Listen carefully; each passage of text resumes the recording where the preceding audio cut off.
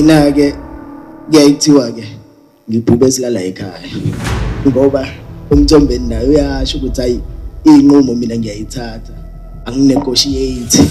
Angikwazi ukukhuluma ngako ngoba uwendlu yakaMayeni mhlambe lokho akushoyo into ayenza mangabe esekhaya lakhe.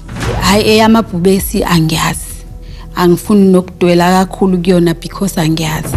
Kodwa-ke ngibonga ukuthi-ke umuntu sekhulile ngakwazi ukuthi ngisondele futhi eduze kababa.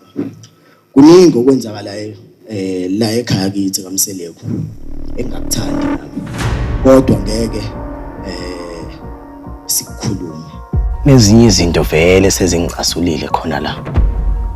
Kodwa ilento kade ngiyibalekele ukuthi ngingakhulumi mina la. Umphumelelo ukhuluma into out of tune because uma kukhona izinto ezingezinhle angayithandi ezenzeka phakathi komuzi akusona isikhathi sokuyikhuluma lesi. Kodwa siyozama siguqe ngedolo sicele nasedlozini naseyidalweni ukuthi zibe nalomndeni kubizona eyilungisa igceke lakithi. I think that part of the speech could have been left out because now it's like, what is happening? Like,